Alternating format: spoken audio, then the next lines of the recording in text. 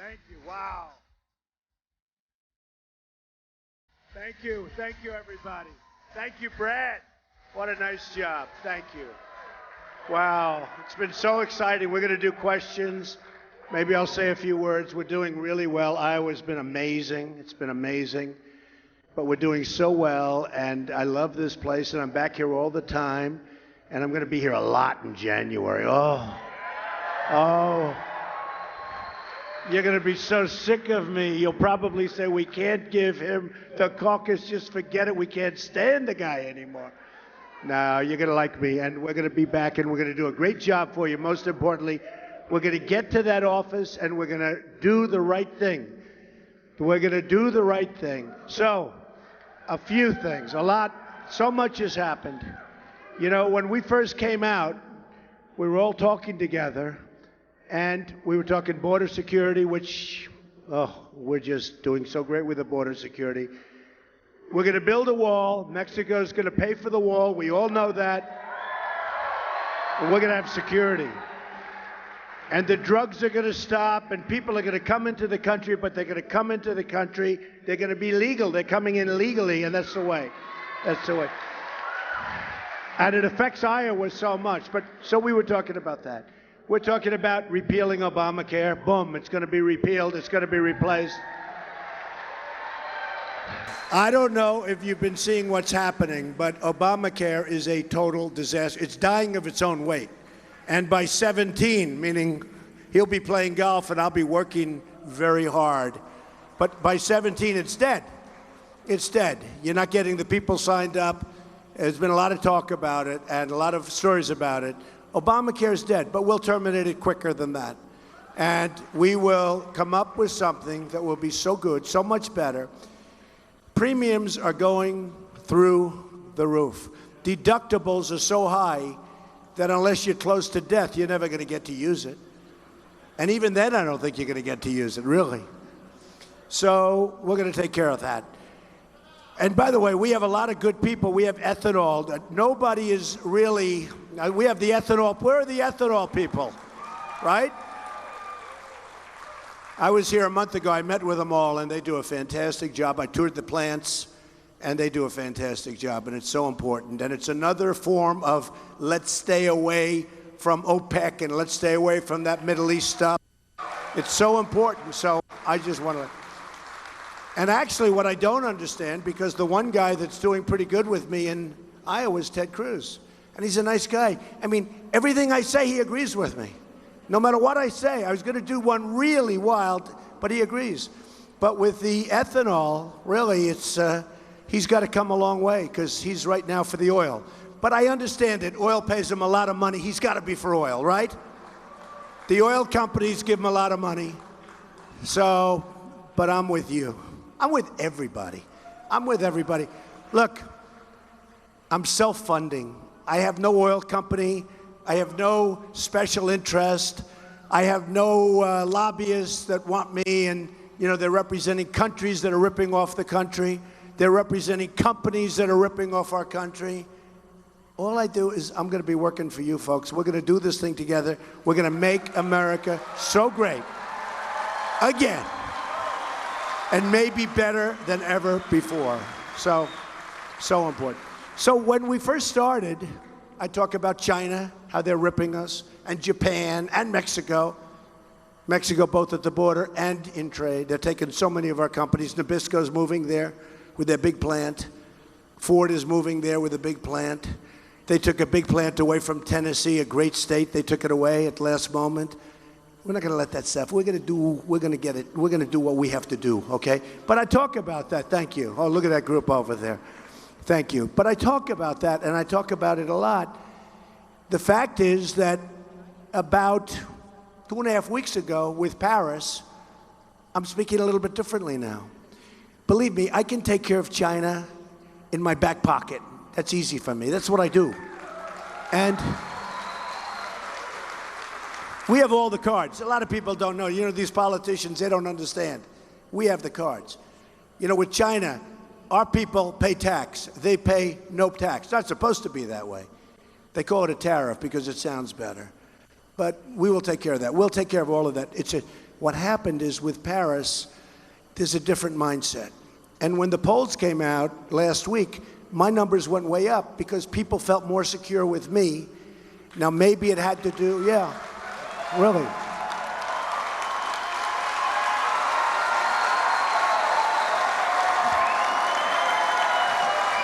Who knows why? Who knows? But my poll numbers went up. And do you ever notice whenever there's something that I do that's proper but controversial, they say, now he's gone. It's it. That's it. That's the end. I won't go over all of the different things because maybe you'll change your minds, right? So I won't. But they'll say, that's it. It's over. And then they come in, sir, your poll numbers went up 9 points this week. I said, they did? Because I have to do what's right. I have to do what's right. And you know what? If I don't make it, I don't make it. I have a good life. We all hopefully have a good life. I have a great family, nice people, wonderful people. They love me, I think. I hope. I think. But I have a great family, and I built a great business. In fact, thank you. Who is that person? I love that person. Stand up. I love that person. Thank you. Thank you, darling. I appreciate it. There's such spirit, like this, there's such spirit. No matter where I go, it's, we go to Dallas, we have 20,000 people, 35,000 people in Mobile, Alabama, 20,000 people in Oklahoma. Wherever we go in Iowa, we have these crowds. Yeah, this is supposed to be for in and around. This is supposed to be like a record. It is big, and yet it feels intimate. It feels good. And we're going to start taking questions. But I just wanted to say, so I changed a couple of weeks ago. When I saw Paris, I changed. And a big, big part of what I'm doing now is safety and security and smartness and smartness.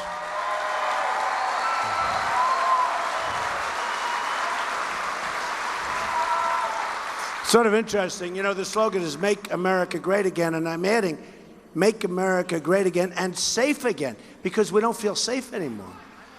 And the problem we have now that we never had to this extent is the power of weaponry. It's the power. It's the tremendous power. 100 years ago, I would have said, let's not go there. I said, don't go there anyway. I said it strongly. Don't go. You're going to destabilize the Middle East. But the fact is, right now, we're going to have to do things because we have some really, really sick degenerates. And they're degenerates. And the press, look at all those cameras going, all live, all, Nobody else has cameras like this. They can make a speech. 100 times they make a speech. Nobody cares. Look at us. And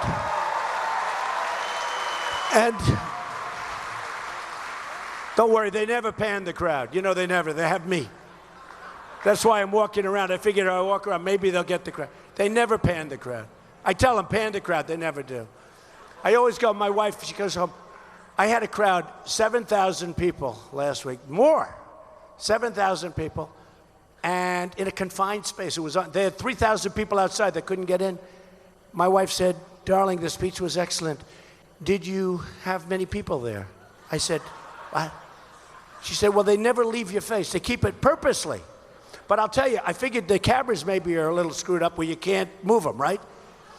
But every time there's a protester, well, I'm protesting, and it could be in the back left-hand corner of the room. The cameras swoop over there. It's true. It's true. It's true. No. I used to think they couldn't move. Maybe there's something with the crazy computers. In the old days, everything was better, right? The car seats. You'd sit in your car, and you want to move forward or back, you press a button, bing, bing. Now you have to open up things, press a computer, it takes you 15 minutes. Well, the same thing I figured with cameras. I didn't think they moved. I figured they were fixed for certain reasons. And then I saw a protester, and those cameras were bent in positions like you wouldn't have believed possible. So they're very dishonest people. What can I say? Not all of them, but most of them. Most of them. The press is dishonest.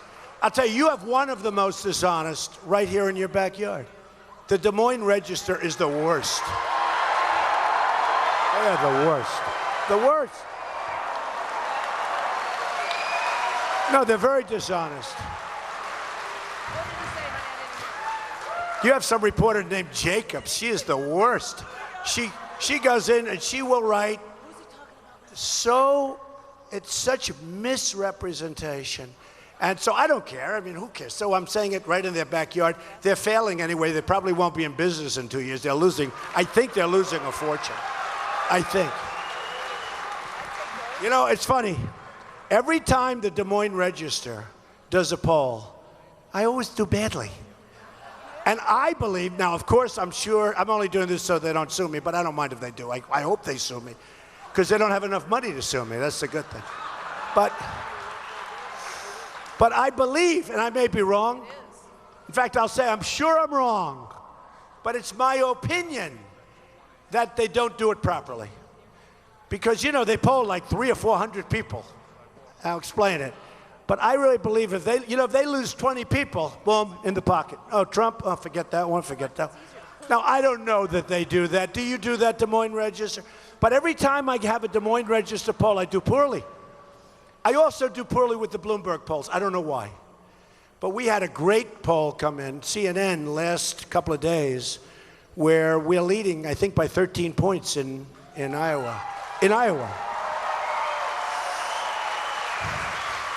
And then we had another one come in where we're doing well. But I think Des Moines Register, said it's coming out sometime. I just tell you, watch. Trump disappears. I think we're going to do so well. I think we're actually going to even do better. You know, we're leading in most of the polls. We're leading in every poll. Every poll. Except Iowa, there was one poll. Monmouth. I never even heard Monmouth. What the hell is Monmouth? What is Monmouth? Explain it. I don't like Monmouth. You know why I don't like it? Because they always treat me badly also. But I only like polls that treat me well, right? But we're doing so well. Nationwide, we're leading every poll by tremendous. We just had one in Georgia, 44. 44. Think of that. That's 44 with 15 people. I'd take 44 if we had 3 people. I don't think I'd take it if we had 2 people, but I think I'd take it. But 44. CBS came out, as you know, you probably saw that, New York Times 2 days ago, and we're 35 to a small number. We're killing everybody in every poll. Well, just one little outlier here, and I'm sure, again, when Des Moines comes out, I'm sure it'll be a negative because I don't believe that poll. But we are going to win, and I tell you what, honestly, Iowa is so important to me. I could say, oh, let's not do. I am an evangelical. I'm a Christian. I'm a Presbyterian.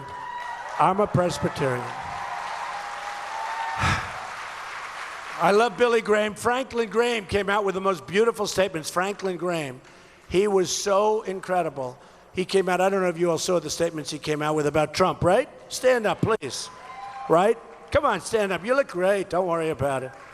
Is that right?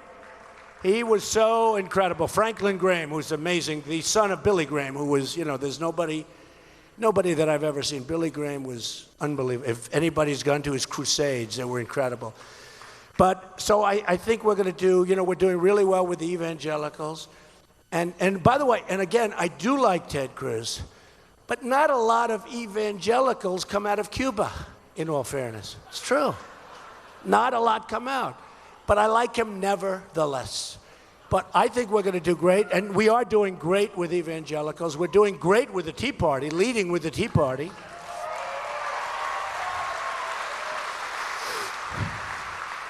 And we're doing fantastic with old and young and middle, and we're doing great with everybody. And so it's very important for me to win Iowa. Now, I could put less pressure on myself, and I could say, oh, I don't care about Iowa. I don't care. But I do care. I do care so much about it. That's why I'm here all the time. And then lies happen. You know, when I was using Iowa, they lie so much. I said, the people of Iowa can't be that stupid, or the people of the country can't. I'm trying to make a point, right? So I said, the people of the country can't be that stupid. Well, they cut the country out. So it's referring to Iowa. I love you people. Remember that. Remember. I was talking about something, and I won't even mention what I'm talking about, because the guy I'm talking about and was actually a very good guy. But I will say this. We want to win Iowa so bad, because if I win Iowa, I think we run the table. I really do. I think we run the table. We go right through. Because we're leading big in New Hampshire, every poll. Big in New Hampshire. Christie got an endorsement from this crazy newspaper up there. It's the weirdest deal I've ever seen. And it was, you know, the paper that was in his state called up, said, "Are you sure about that? Nobody ever called us." They can't believe it. And we could go into that, but it's irrelevant. But we're leading New Hampshire big. We're leading in South Carolina, like monstrous numbers. We're leading the SEC, Nevada. We're leading in Texas. We're leading everywhere. We're leading big in Florida. Now you have Rubio, nice guy, by the way. You have Rubio, and he is a nice guy. But you got to vote. You know, when the people put you in position to be a senator, you got to go and vote. You can't be the #1 person that doesn't vote in the Senate.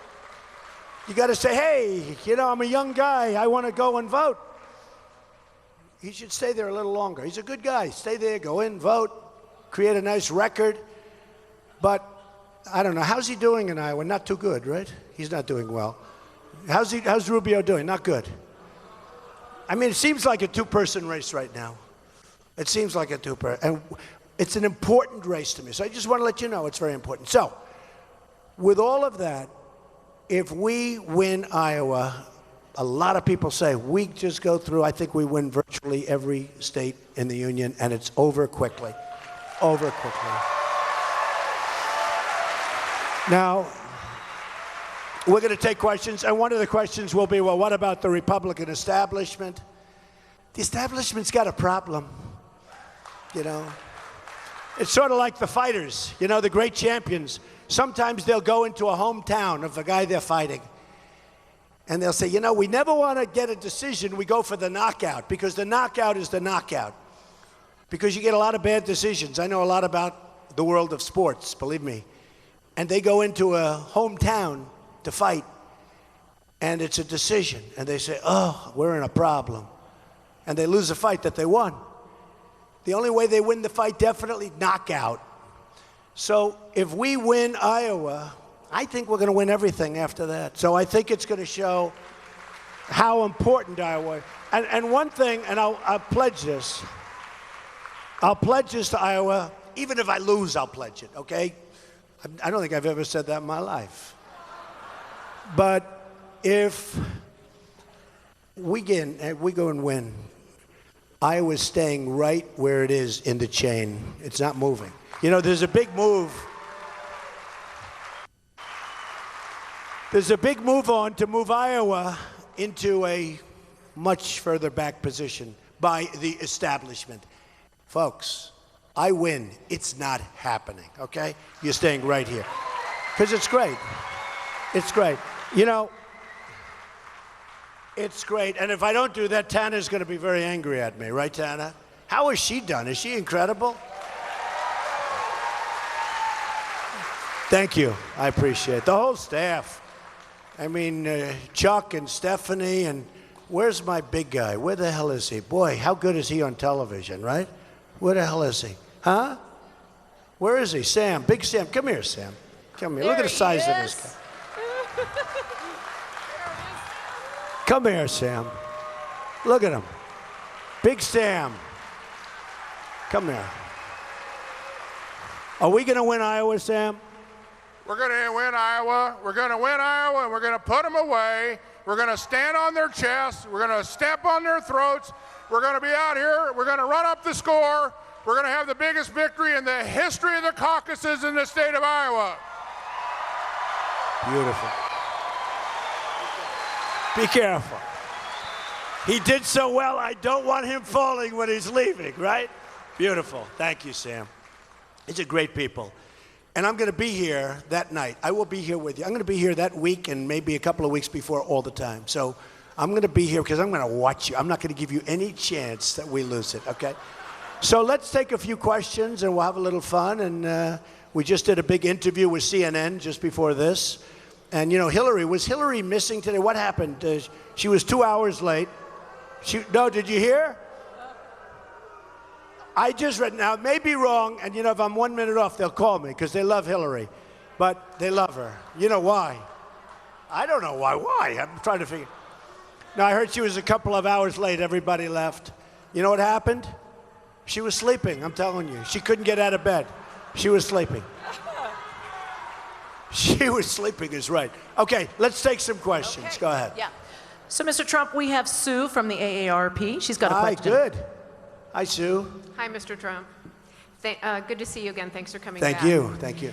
The Social Security Administration reports that by 2034, if nothing is done to update Social Security, the average Iowan is going to lose in 2034 25% of their benefits, Right. which calculates to about $4,000 each year.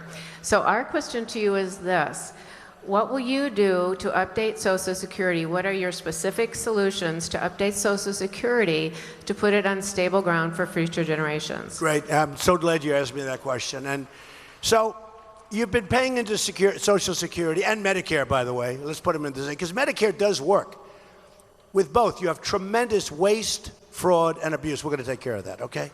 But we're not going to cut your Social Security, and we're not cutting your Medicare. We're going to take jobs back from all these countries that are ripping us off. We're going to become a wealthy country again, and we're going to be able to save your Social Security. We're not taking it. Now, think of it. Now, I can't believe this number, but I read who's the man that told me the number? Over 6 million people, I can't believe it, are aged 112 and over are getting Social Security. Who's the man that told me that? That was around here someplace. He said, oh, Mr. Trump, but I heard it, I read it. A tremendous, like 6 million people are getting Social Security. They're dead, meaning somebody else is picking up, because we know, who is that man? He's over there someplace. Okay, 6 million people, more. And I read that, he just came up to me tonight. I said, you know, it's an amazing statistic. The press is going to have to check it, because what do I know? But can you imagine you have 6 million? Now, we know there's not 6 million. There may be one, but there's not 6 million. Anybody in this room 112 or over? Because if they are, I want to shake your hand. But, so 6 million people over 112 years old picking up Social Security. And that's the beginning. So there's tremendous waste, fraud, and abuse. What we're going to do is we're going to save Medicare. We're going to save Social Security. You're going to get your pay. We're not going to raise the age, and we're not going to do all the things that everyone else is talking about doing. They're all talking about doing it, and you don't have to. We're going to bring our jobs back. We're going to make our economy incredible again. My tax proposal, which is in, and a great detail in terms of policy, and it's gotten tremendous reviews from a lot of people, a lot of great groups, but we are going to cut taxes tremendously for the middle class and for businesses, because our middle class is being decimated. And Sue, when that happens, you're going to see an economy that takes off. We're going to get rid of a lot of that debt, if not all of it, but we're going to get rid of it as soon as, you know, we're at 19 trillion, going to 21 trillion right now. You know, if you go back 8 or 9 years, trillion wasn't even a word that anybody knew. And now it's like routine.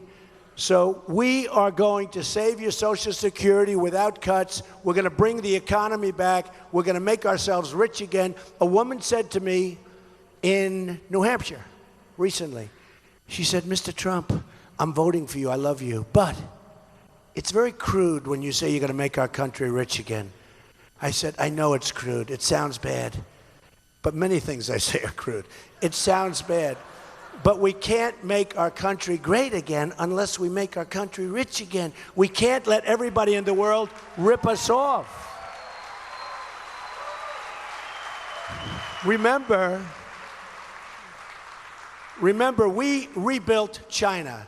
The money they took out of our country, we rebuilt China. You go there, they have bridges all over. They have bridges like the George Washington Bridge. Maybe I shouldn't mention that particular, but like the George, bigger, like the George Washington Bridge. Only a few people got that one. That's okay.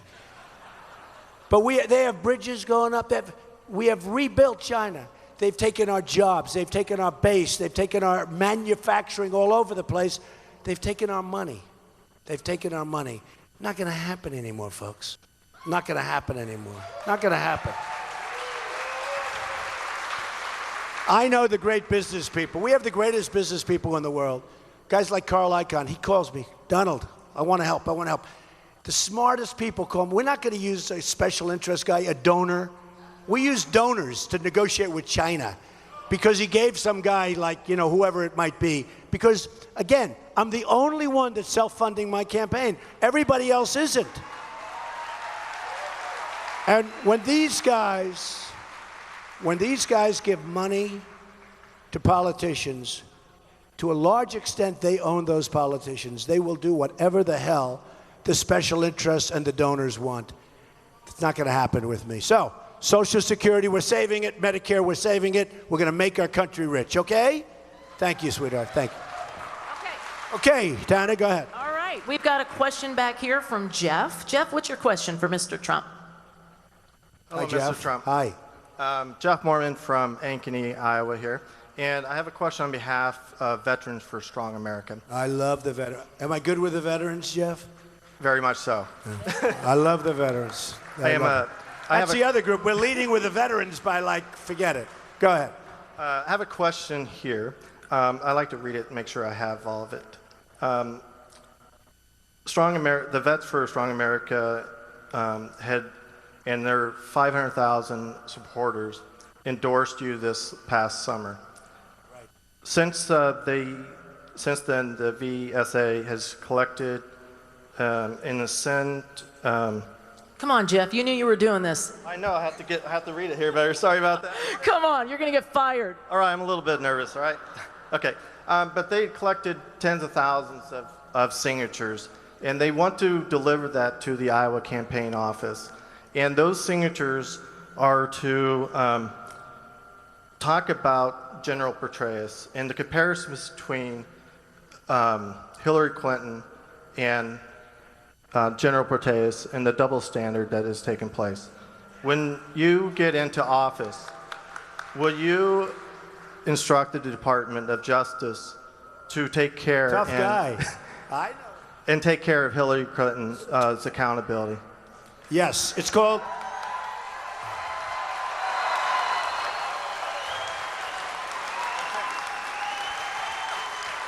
See, what I like about Jeff, he started off weak, but he finished strong. That was a long route. Hey, Jeff? That was a long route to get to a good question. Yeah, it's called the Statute of Limitations, right? And it's a 6-year statute, maybe 5, but it's probably 6. But it's a 6-year statute. Yeah, you have to look at it. Look, Hillary Clinton, you know the story. It's a crime. She committed a crime. Now, perhaps somebody, we have to have a fair Justice Department, and perhaps, Jeff, will have some really good Attorney General that's going to say, well, and look, we want to be fair with everybody, okay, including Hillary Clinton, but she committed a crime in my opinion. Now, she shouldn't be allowed to run. She's being protected, absolutely. I have little doubt that they're going to find anything, but they've already found it. I mean, you watch television, you have all these big scholars coming, these lawyers, and yes, she violated section so-and-so, just one after another. I mean, actually violated many, many laws, not just like a little one here, many laws. You mentioned General Petraeus. His life was destroyed. Over 5% of what Hillary Clinton did, over nothing. So I think she's going to be their nominee, definitely. The only question is whether or not she'll be allowed to run. She's being protected by the Democrats. She's being protected by the president. And that's why do you think she's going along with these insane policies of his? Okay? I mean, she goes along with everything. I don't even, honestly, in all fairness to her, I don't think she believes it. But I think she's afraid that he's going to say, listen, I don't like her anymore. Go take care of her. I'm going to get somebody else. I'm telling you. So the question is statute of limitations. It's a 5-year statute of limitations. She's got a problem. She's got a problem. In one way, she's running for her life. Because I know one thing, if she wins, that's the end of that, right? But if she loses, she could have a very serious problem. Okay, another question, please. All right, we have got Eric over here. What's your question for Mr. Trump? Hi, Eric. Hi, Mr. Trump. My name's Eric Durbin, and I'm asking a question on behalf of the Iowa Grassroots Coalition. We know we have Syrian refugees that are coming in and we can't vet them properly. We know they're coming through the southern border. What would you do immediately on the southern border?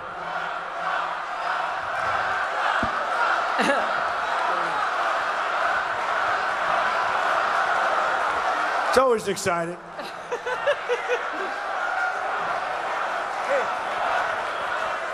Keith.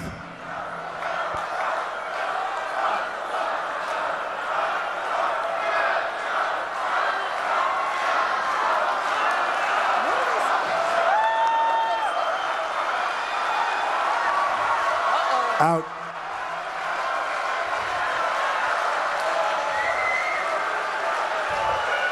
Out. Get him out.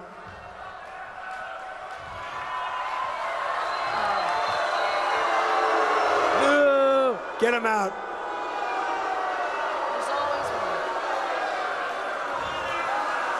Get him out.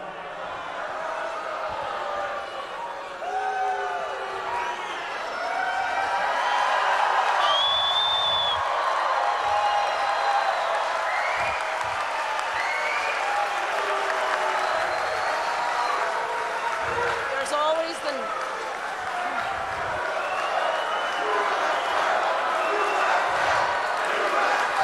USA, USA, USA.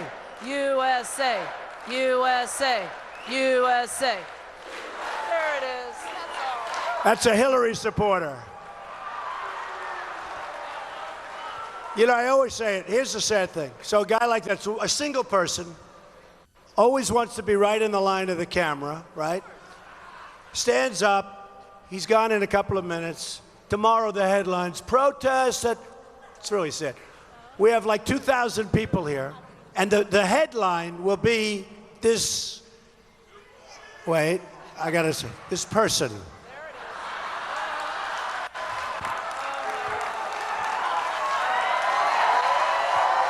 Sorry. Sure. You know, it's sort of interesting because I've learned so much doing this. I never did this before. I've been doing it for 5 months. I've never been a politician. I hate being a politician. I mean, I know politicians so much. If you can't make money with politicians, there's something wrong, okay? I know them so well, but I'm a politician. Can you believe it? But it's amazing. I see these people, and sometimes, you know, I'll go through. I've had 20,000 people, no single, not even a murmur, just love. But every once in a while, you have somebody stand up. Every single time, it turns out to be a big story. And it's a shame. It's really a shame. It's really unfair. And that, to a certain extent, is the press also. Okay. Go ahead, Tana. So, until we were so rudely interrupted, Eric, why don't you go ahead and ask your question again? You'll probably have another one stand up at some point. You know, they're lurking. They're lurking. So we have Syrian refugees coming in that we can't vet properly, and they're coming in through the southern border. What can we do right now to protect the southern border? Thank you. All right, well, I said right at the beginning, we're going to build a wall. It's going to be a real wall. It's going to be a real wall. It's not going to be... You see that ceiling? That ceiling is nothing compared to the wall. And we can build it, and we can build it right, and it'll be strong and powerful and as beautiful as a wall is going to look. It's got to be beautiful because someday they're going to name it the Trump Wall. I know that. It's going to happen. It's going to happen. And it's going to work. And, you know, walls do work. You know, they wanted to build a wall here 20 years ago. Do you know they couldn't get environmental impact statements? That just shows you. China is building in the South China Sea massive military bases, right? Why? They're not supposed to. They have no respect for Obama or our country. They're not supposed to be doing that. And you can get them to stop just by saying, we're not doing business with you anymore. Their whole economy you don't have to go to war. It's economics. The whole country would collapse in 2 seconds. Believe me, we have such power and we don't know it. But they're building massive. Now, they had little islands. They put the biggest excavators, not Caterpillars. I think they're using Komatsu from Japan, which is pretty tough. They have these massive excavators. And I said to a friend of mine who's Chinese, from China, very rich guy, very successful guy, paid me a fortune for an apartment, so I happen to like him, okay? I said jokingly, how long did it take them to do these massive islands? They're building right out of the sea. Boom, those shovels go in, take out everything. How long did it take you to get the environmental impact statements? He left. He said, what, are you kidding me? Nothing. They say, we will build there. About 2 seconds later, you have excavators digging. So we had a problem with environment, because the environmental, look, I've won many environmental awards. I'm a big believer, especially in clean air and clean water. I'm a big believer, just so you know. Big.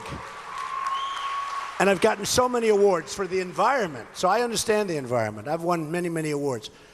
But when you look at how we're impinged and hurt, but the wall was stopped because they couldn't get an environmental impact statement, among other things. They couldn't get an environmental impact statement. Now, there was probably a snail or a turtle or a snake or something. You were ruining the habitat of a rattlesnake. I don't know. But they actually had people, a lot of people that now would be against it. But they wanted to build a wall years ago. They couldn't get it done. I heard, I said bomb the oil, right? I've been saying that for 3 years. Now, finally, they start bombing. After Paris, they start bombing the oil. I've been saying it for years. One of the reasons that we didn't bomb the oil? Obama didn't want to hurt the environment. Now, I heard that, and I thought somebody was kidding. I thought a comedian was saying it. It turned out to be true. He didn't want the flames and everything going into the atmosphere. This is the way we fight today. I'm telling you, folks, we're being led by stupid people. We're being led by stupid people.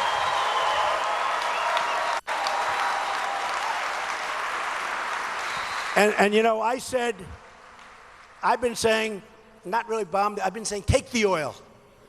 I didn't want to go into Iraq, but once we were there, I said, well, we left.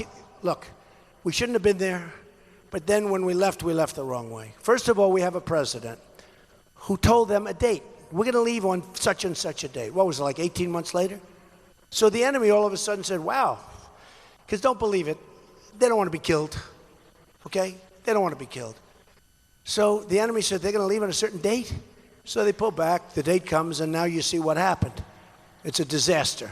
And Iran is taking over Iraq. So anyway, I couldn't believe it when they said that. When we sent our 50 soldiers 2 weeks ago, and our president gets up and announces, we are sending 50 soldiers. Okay. First of all, he thinks it's a good press announcement. It's not. 50 soldiers, it's not a lot, even though they're the elite. But those 50 soldiers, because of that announcement, have a target on their heart. They have a target on their heart. What does he have to say that for? Why can't he let 50 soldiers go there quietly? Stealth. Why can't he just do that? Why can't he do that? Those 50 soldiers are in grave danger today because of that. And they probably don't even know that, but everybody's looking for them. And that's the way it is. We have people that don't know what they're doing.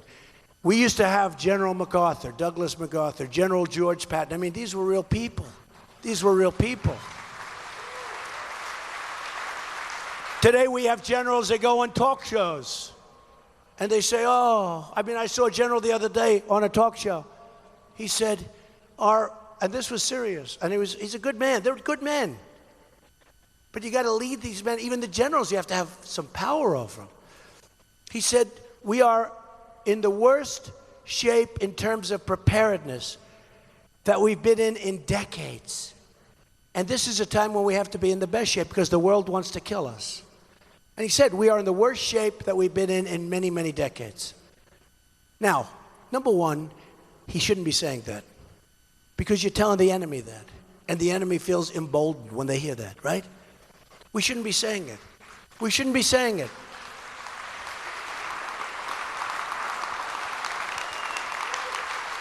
I mean, even if it's true, you don't say it. You get it fixed and you do it the opposite. One thing I'm going to do, I'll tell you.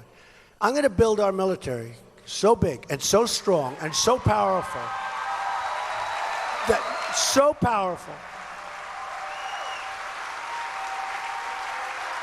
that nobody is going to mess with us. Nobody's going to mess with us. You know, in many ways, it's the cheapest thing you can do. Everyone's toying with us right now. It's the cheapest thing you can do. The absolute cheapest thing you can do. Okay, come on, Tana. All right. We've got Roger right here. Roger, what's your question? Hello, Mr. Trump. Roger Burdett. Hi, Roger. What is your response to those who want to enact more laws regarding firearms in an effort to keep evil people from doing evil things with firearms? Yeah, you're right. I mean, it's your Second Amendment. I'm a big Second Amendment person, by the way.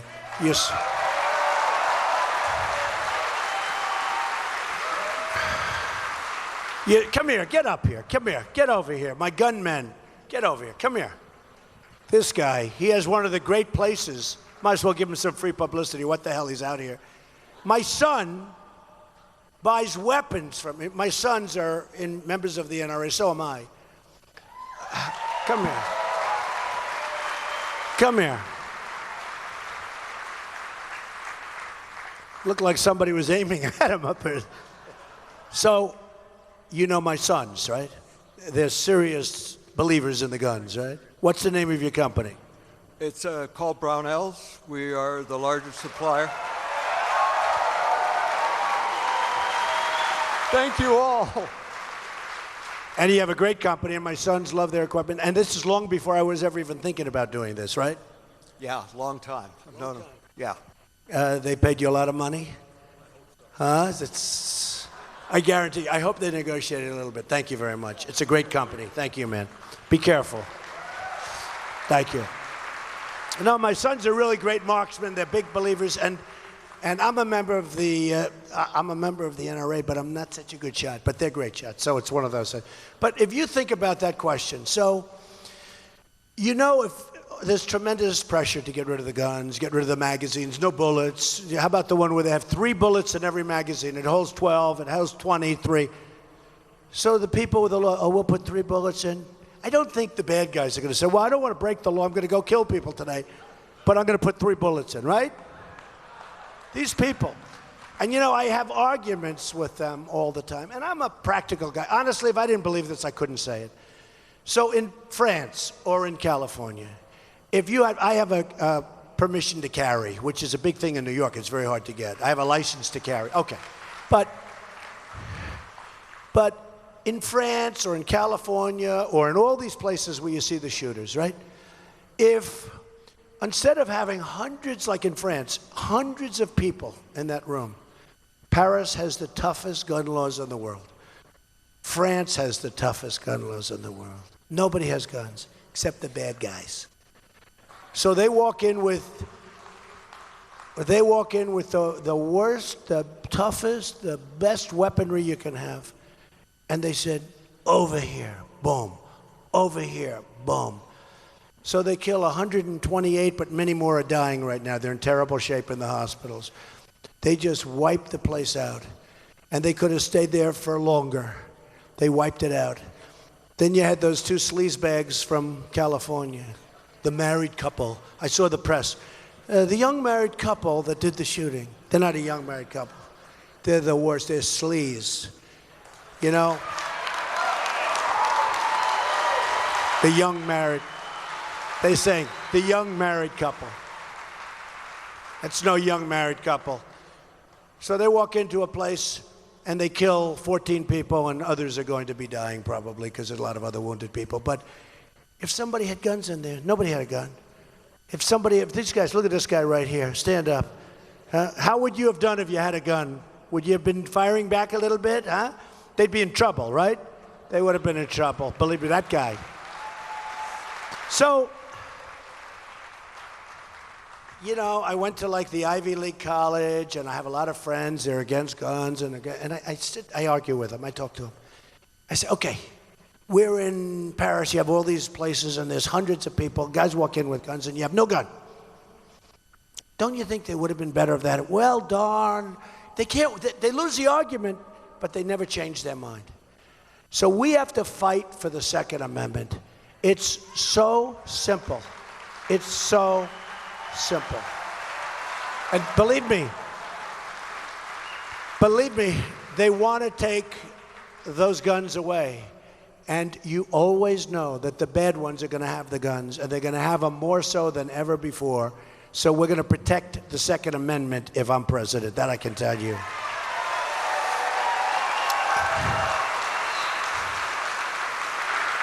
And by the way, we're also going to be saying Merry Christmas again. Do you ever notice? Do you ever notice?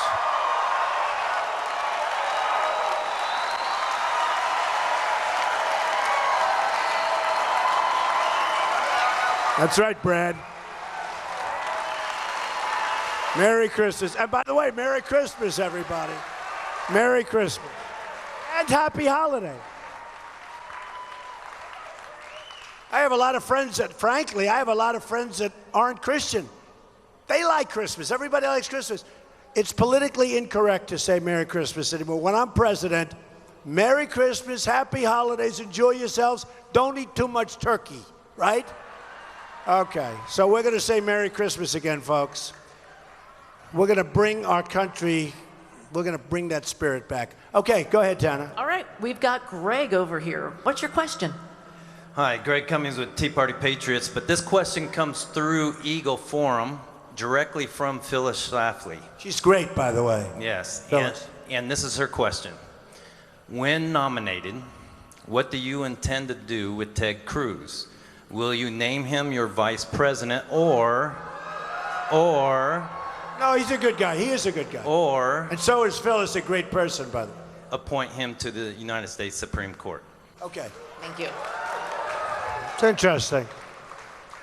That second is interesting because he is, I really do. I like Ted Cruz a lot, and he's doing well, I'm doing well. I mean, there's not a contest between the two of us, just so we understand. We have to make that. But I do like him, and I would say that we would certainly have things in mind for Ted, to be honest with you. I mean, he's somebody that I could certainly say that. Because I like him, he likes me. He actually put out a tweet tonight. He said, Donald Trump is, I think he used the word terrific. That's a nice word. You know, whoever has that? I can tell you other candidates are not exactly saying that about me, right? Will you say hello to Phyllis for me? She's an amazing woman, amazing woman. Okay, go ahead, Tana. All right, we've got Ruth from Iowa pays the price. What's your question? Right, thanks. Hi, I appreciate that you're not bought and paid for, as Senator Zahn has mentioned earlier, and that you've said super PACs are a disgusting joke and that they're a scam. Our politicians have been corrupted by donors for years now. I'm wondering if you're elected, how are you going to fix this mess and increase accountability in our campaign finances? Okay, great question. So the super PACs are horrible.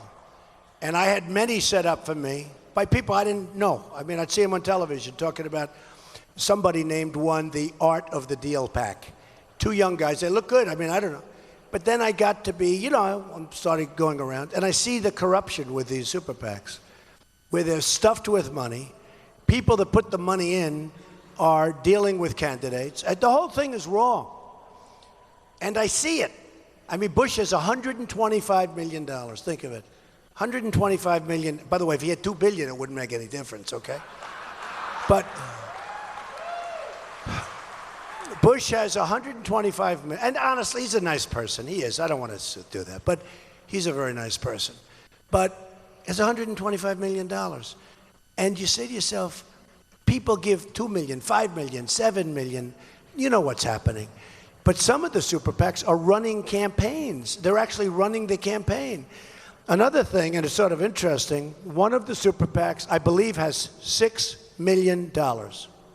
Of the $6 million, this was reported on the front page of the Los Angeles Times.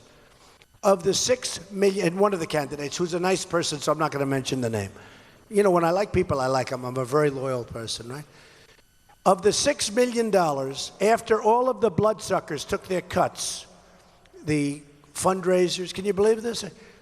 They had $140,000 left for their campaign. That's better than being a real estate broker. I'd rather do that than sell houses. They had $140,000 left. It was in the newspaper. I don't know. I think I believe it. But I've seen it. I saw it with the Romney campaign. Guys made tens of millions of dollars raising money for Romney. I said, what the hell is this? I mean, you give money and they get a cut.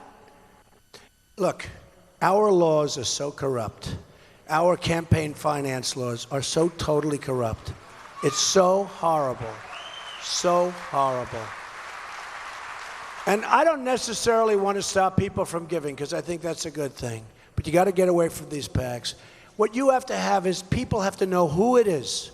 So you have to open up the process, let people know. If somebody wants to give $1 million, you give $1 million, but everybody has to know that it's so-and-so gave $1 million. Because that puts a little pressure on guys like Brad, who raises hundreds of millions, right, Brad? Puts a little pressure. But the concept of the PAC is no good. It's no good. It's a very dangerous, terrible thing. So we will change our laws because you really have no choice. It's so out of control. It's so terrible. But the papers that are in this room tonight, they should look at this. There's so little money left over for the candidates. That's one of the reasons I'm so happy I'm doing my own. We actually sent legal letters to either 9 or 11 PACs. The Trump PAC, the Trump PAC, the this PAC. First of all, I'm sure that out of some of them, they stole the money. Some guy has no money. He sets up a Trump something PAC. Nothing to do with me. Sets it up. All of a sudden, he's got $2 million sitting there, right? People send in money. And the guy's got no money. How much of that money do you think he's going to use to do what he's supposed to be doing? That's common sense. Now, maybe all of it, but I doubt it. So we sent legal notices to everyone that we could find having to do with Trump. We don't want their money. We said, don't do it. We don't want it. And we want, ideally give the money back to the people that gave it to you. But the super PAC concept is corrupt and it's terrible and it should be ended. And we're going to go to new campaign finance laws that are going to be terrific. Okay? Thank you. Okay, go ahead. Okay, we have got Kevin with America's Renewable Future. Hi, Kevin. Good evening, Mr. Trump. Thank you for coming to Iowa. I'm a native of Des Moines, so on behalf of Des Moines, I'd just like to thank you for coming. Thank you for supporting the renewable fuel standard. You talked about this a little bit earlier. Senator Cruz is not in support of ethanol. He does not support renewable fuel. Can you tell me, do you think that's because of his ties to big oil? Yes, it is. It is. Well, look, he's from Texas. To the best of my knowledge, there's a lot of oil in Texas, right? So, he gets a lot of money from the oil companies, and he's totally against ethanol and everything else you're talking about. And I'm not. I'm totally in favor. And, it's a big industry here. It's a big industry. If that industry is upset, Iowa's got problems because I was amazed. I was here 3 weeks ago with the group. Any of the people here that were at that meeting, they were such amazing people, right? Stand up. We had a good meeting, right? And I learned so much about it. I was in favor of it even before. That's correct. I remember you very well. That's correct. How could you forget? But it was amazing. And looking at the plans, but also beyond even the fuel capacities, which we want to create as much as we can, tremendous numbers of jobs in Iowa. And I said to myself, if Ted Cruz is against ethanol, how does he win in Iowa? Because that's very anti-Iowa. I don't know how he wins in Iowa. I don't know. But no, I'm totally for it, okay? Thank you. Thanks. Okay. Question? Yes, we've got Tamara over here. What's your question? Hi. I have the honor of serving Iowans as the Republican National Committee woman.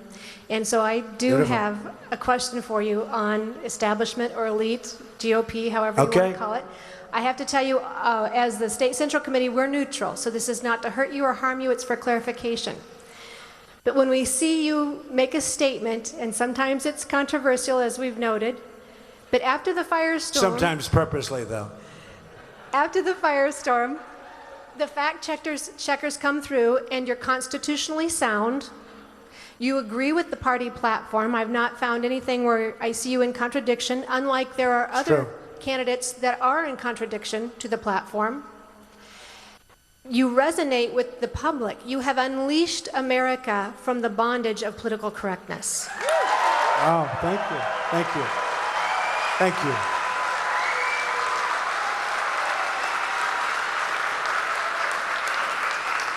So here's my question.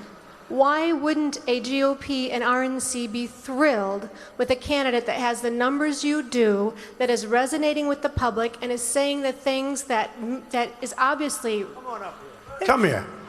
Trying to bring her up. Come on. So nice. You know, when she first started that question, I said, uh-oh, here it comes.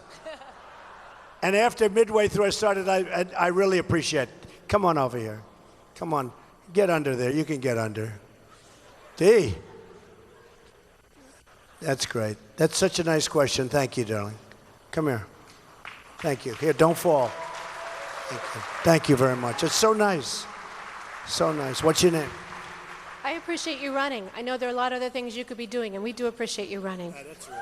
So, I'm not going to fight you for the microphone ever. So why is it? Why would they not be thrilled that you are, the numbers you have, the crowds you have, the message that you're bringing, you are reviving the heart of America. This is what we should want. Why? Well, you know, it's good. Thank you, Doug. Be careful.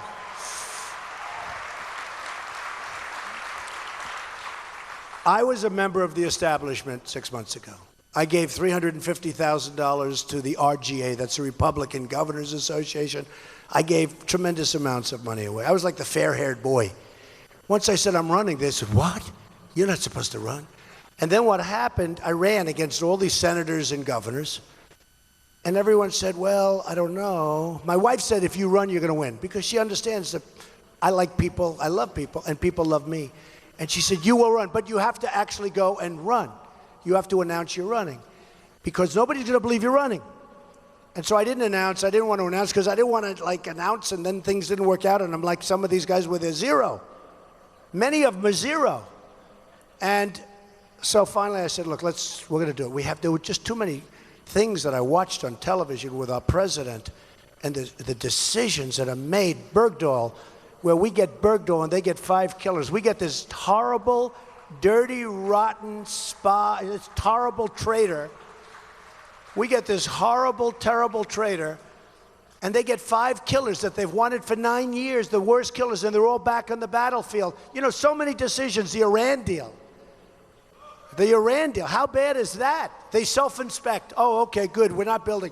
We promise we're not building nuclear weapons. Oh, okay, that's okay. And we give them $150 billion, and we don't even get our prisoners back. The whole thing is crazy. So I saw this, and I said to my wife, hey, I don't know if I'll do well or not. Who the hell knows? And it's a risky thing. You know, I've always heard if you're a very successful person, you can't run for office, especially for president. And I see it all the time. And the people go after me. I don't even care at this point. I said, we have to do it. Now we're going to have to do it. And I looked at it last time with Romney, and I didn't do it, and I probably should have, because he let us down. I mean, look, he let us down. That was an election. We had a failed president. 4 years ago, he was a failed president, just as bad as he is now. And Romney, it's true.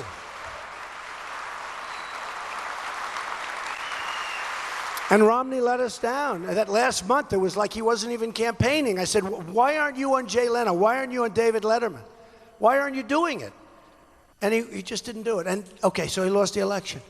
So I backed McCain, he lost. I backed Romney, he lost. This time I said, I'm doing it myself. Okay, we're going to win. We're going to win.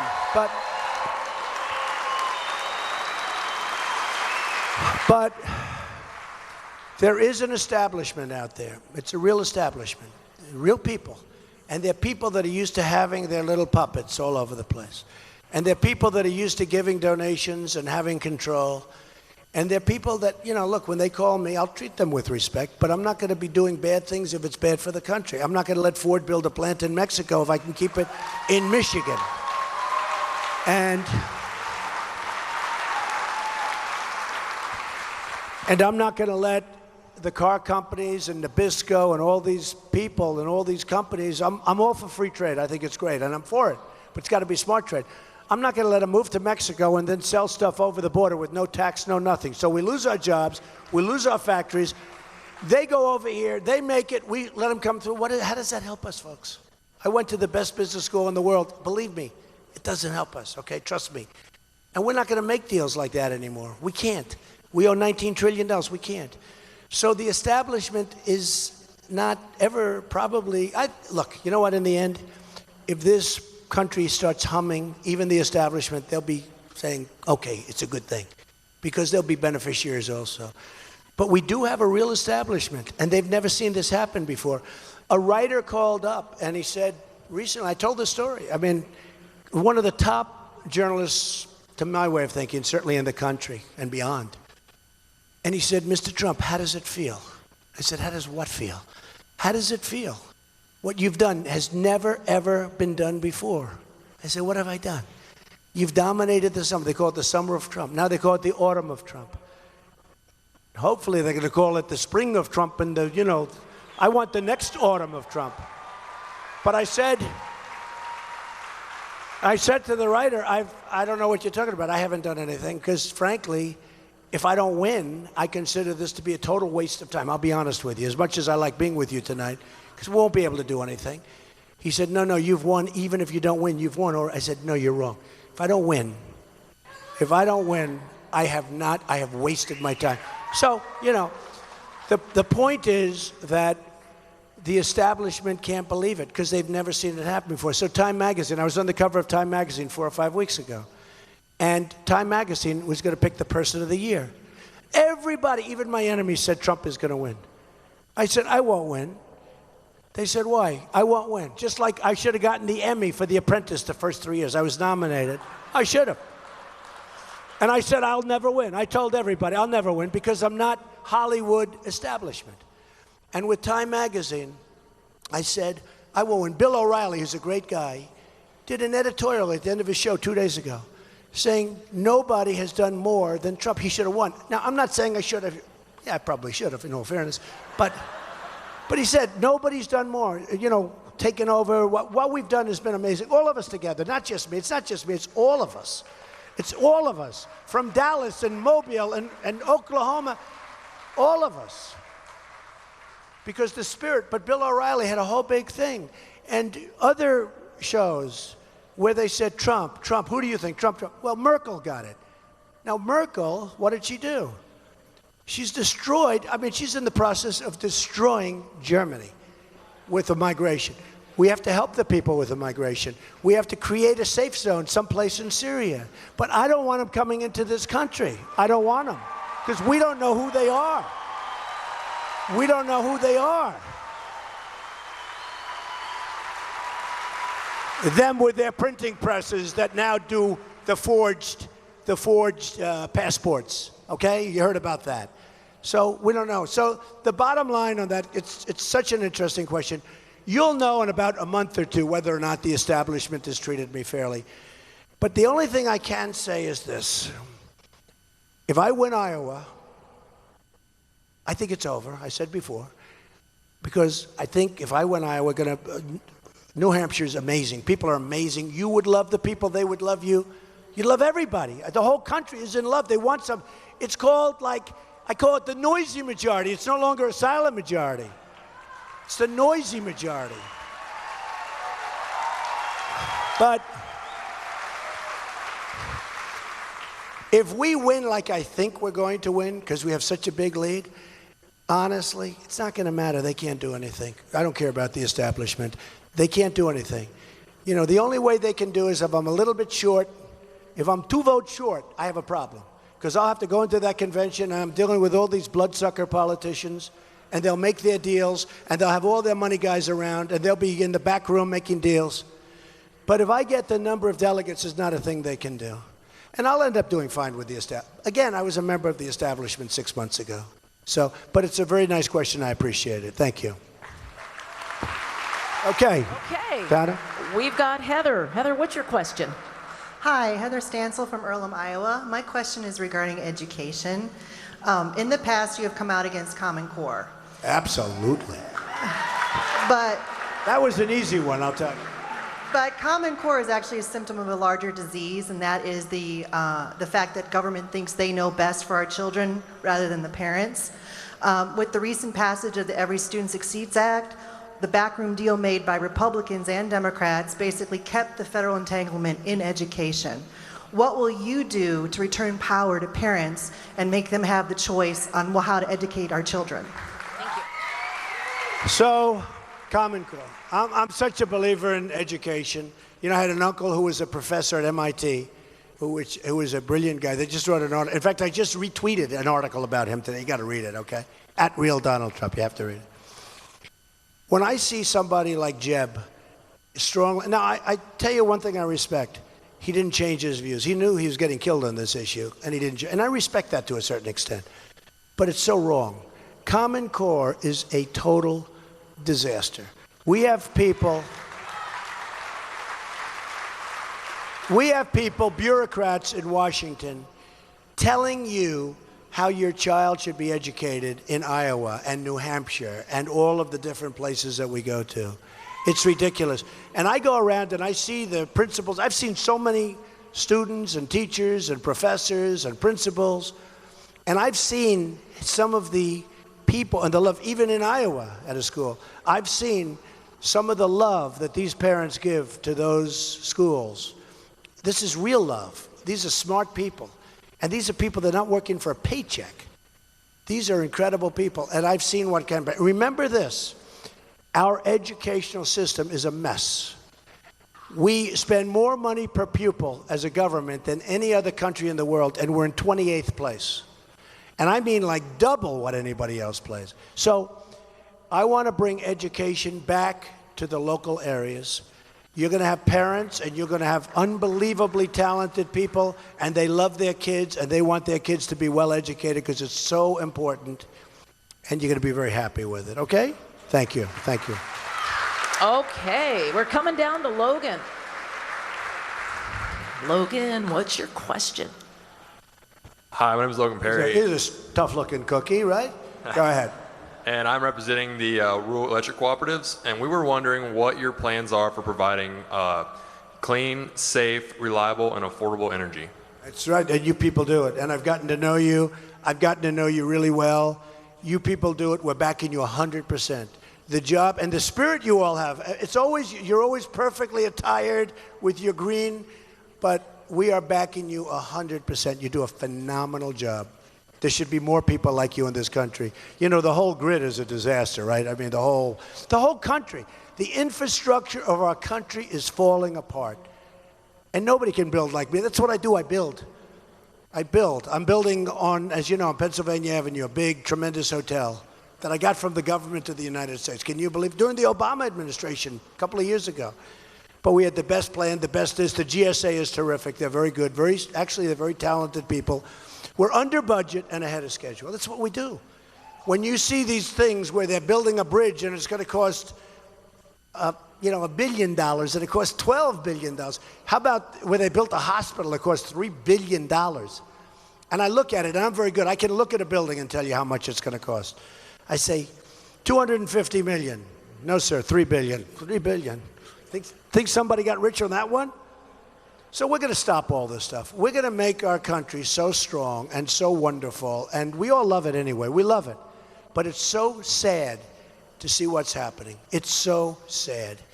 And we're going to change it around. Where's Tana? Are we all finished with those questions? Huh? Do you have one, Joel? Yeah, we've got one more, okay? Last question. Joel McRae. You know, Tana doesn't let up. She's brutal. Corey, she's brutal. One more. Well, she did a good job on The Apprentice, though, right? I had a really good mentor. You know, I'll tell you, and there's another special person who did a great job in The Apprentice, Shawn Johnson. She's another champ. Oh, yeah. She is another one. And she's an incredible young woman, and she's getting married. I tell you what, Shawn Johnson, right, Tana? Oh, she's great. She's fantastic. And so wherever Shawn may be, say hello to Shawn. She's great. Go ahead. Okay. Mr. Trump, can you talk about your jobs program? We don't have enough work to pay people a living wage today. True. That's true. We have such a problem. And the biggest problem I have, it relates to education. And the hardest thing you get is when you go around and you see students, and so many students come out to hear us, and they always want to talk about the loans, where they have student loans, and they're going through nice colleges, they're good students, they work hard, they can be really top in their class, and they get out and they say, Mr. Trump, we have no jobs, we can't get jobs. So they're borrowed up to the hilt, and they can't get jobs. We're going to bring our jobs back from China. We're going to bring our jobs back from all these places overseas that have stolen our jobs. We're going to bring our jobs back from South America. We're bringing them back from Mexico. We're going to have jobs again. Believe me, we're going to be manufacturers again. We're going to start making Apple computers in this country. What the hell good does it do to make them in China? I want to make them in this country. And we have the ability to do it. So we're going to bring our jobs back, okay? Well, ladies and gentlemen, this has been a lot of fun. This is the first time I've done this kind of a thing, but it's been amazing. And yes.